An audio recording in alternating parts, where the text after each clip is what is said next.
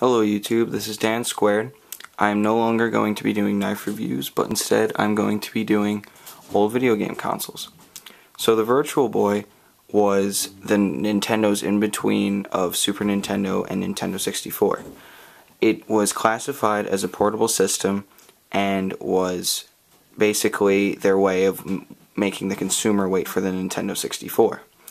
Now, as you can see on the box, it is just atrocious, honestly. I mean, I don't know what person would want to buy this, but I did, so there you have it. Now, the Virtual Boy, clearly as it says, Virtual Boy, is classified as a virtual reality system. Well, the games actually have no virtual reality towards them except for two, which I'll be getting to in a couple of minutes. On the box, it says high-resolution 3D graphics, but it's called the Virtual Boy. So, I'm a little confused here. Why would you have something that is supposed to incorporate virtual reality and then have 3D graphics? I understand in virtual reality it's 3D, but if you mix the two, it should have been called the 3D Virtual Boy, not just Virtual Boy. But that would have probably been too long and a bunch of marketing issues. So anyways, if you bought the Virtual Boy, you also got Mario's Tennis. It's actually one of the only good games for the system. I have in possession two Virtual Boys, and only one of them works. The one right there, the right eye lens is completely blown out, and it just statics and makes lots of noise. So, yeah, and I've seen online things, you have to take the thing apart and put the screen in the oven. I don't know about any of you, but I don't think that's a good idea, putting stuff in the oven that's electrical. And this one actually works fine. And I probably invested about $400 in both of these. So, you're taking a shot in the dark. If you buy one, like on eBay or Amazon for 70 bucks, basically you're buying a pile of crap. So, the only way if you want to get a working one is you really have to invest money. Someone that really pampered the system. Both of my Virtual Boys are complete. They have their visors, their lenses, and their stands. So I would think that they would work. But this one, right here, this lens, when you look through it, it statics out. So I'm thinking to myself, okay, I can just close my eye, but it still causes eye strain no matter what. Now, for consumers, the Virtual Boy, their main concern was when they would play it, their eyes would begin to hurt. Now, before every game starts, there's something that is initiated on the Virtual Boy startup. It's called automatic pause. Every 10 minutes the game will just pause so you can pull your eyeballs out of this thing. Now, when you do that, it's the weirdest feeling because you lose basically, your eyes just hurt. After every time I've played this thing, I've had to take Advil. So, yeah. It's just mind-boggling. Okay, now let's get to the controllers, and then I'll get to the games and accessories. Right here are the controllers. Now, this is it. You have the two paddles on the back, which is for like Teleroboxer and pinball. That's it. You have your A and B right here. Your start and select, and your two D-pads, also for Teleroboxer. Teleroboxer is the only game that I know that requires you to use both D-pads. Now this right here is the battery pack. See, it's a piece of crap. Doesn't even open. There we go. This thing needs 6 AA batteries to function, and you probably get only about 4 hours. Me personally, I would just rather play an old Game Boy. It's 6 hours or something like that. Now, if you wanted to, back when you bought this thing, Nintendo licensed an AC adapter set. Yeah, basically, what this is right here, you flip this thing over, and you plug a cable into the back of your Virtual Boy, and plug, yes, an AC adapter into the wall.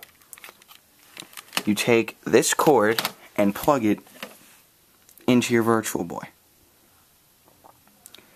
And the controller span is only literally about 2 feet. So you're getting like nothing out of this.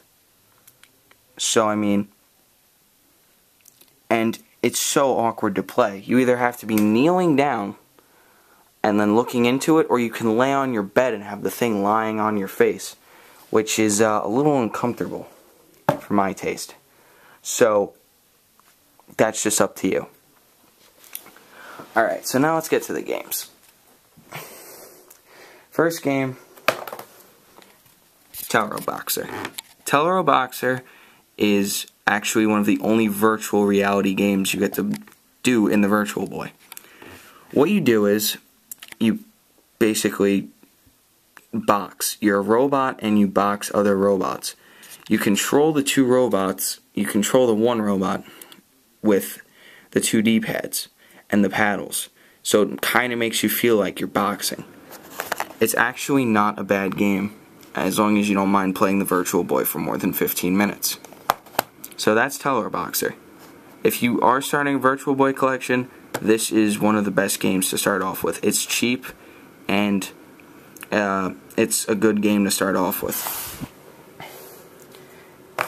Next is Panic Bomber. Yeah, there's a lot of misconfusion with this game, because Bomberman, which we all know from the NES series and SNES series, is on the cover here. But in the game, it's like more of a puzzle game, like a Tetris kind of game. And nothing adds up. The game is just awkward when you play it. And personally, I'd rather just play Tetris because Tetris is better. So Panic Bomber is just like a knockoff, and it's just like a, I don't know. I don't even know how to put it.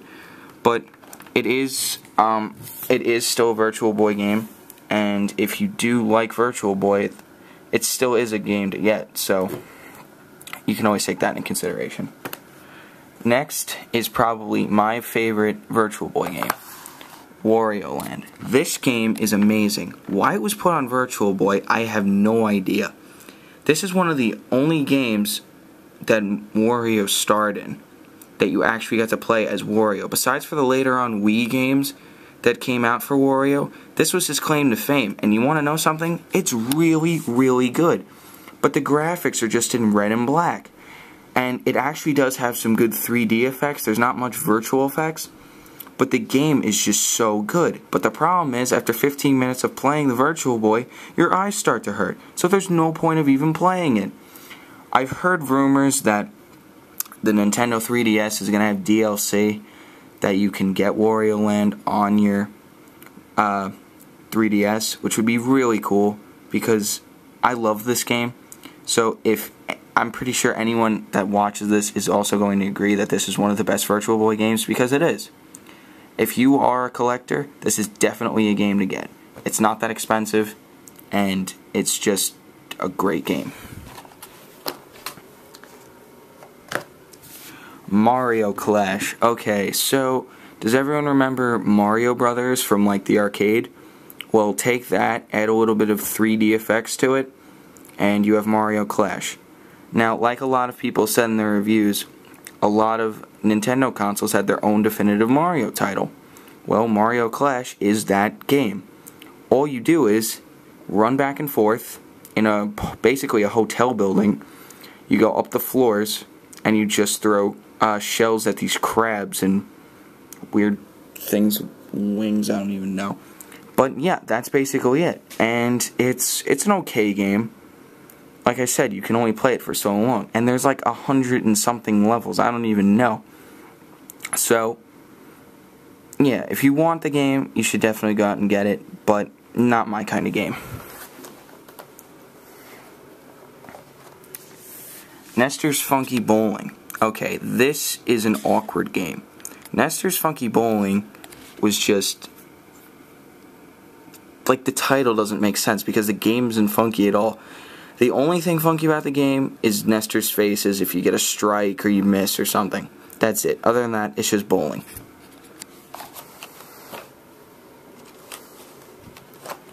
Galactic Pinball. Okay, it sucks. Red Alarm. This is like a Star Fox that wasn't finished, and it's all liney and annoying and not good, and you run into things a lot. Yeah, it's Red Alarm. Virtual League Baseball. Out of all my baseball games that I own, which is like 3, this is my favorite one because it gives you that like baseball feeling. Look, with the bird's eye view of the field, you actually get to feel like you're playing baseball. The hit detection isn't so great, but other than that, it's still a great game. Definitely recommend it. Okay, so I mentioned earlier in the video, holy crap, this video is getting long, that unlike just like every console, there's always Japanese titles. Well, I actually have in possession 2 Japanese games. I have Vertical Force, kind of sealed, you know, it's got that flappy thing. And this game is basically like a 2D space shooter, but the only thing that's 3D or virtual about it is you can change altitudes. Me personally, I wouldn't play this. It's not that good at all, and it's not even worth getting. Next is Japanese Tetris. It's Tetris. It's not 3D Tetris for the Virtual Boy. It is Tetris. Yup. The music sucks, and it's Tetris. So, that's basically it. That's all I have. I know I'm missing like golf and 3D Tetris and, you know, all those. But honestly, I don't need them because Virtual Boy is not the greatest of systems.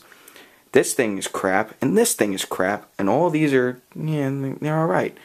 But honestly, if you're going to get a game console like this, or if you're going to make a game console like this, make sure you have colored graphics and don't put the person's head inside of a pair of goggles. That's not a good idea, because if you go online, you can read medical reports of this thing. People went blind from playing it. So, yeah, that concludes my game review or console review on the Virtual Boy. Bye.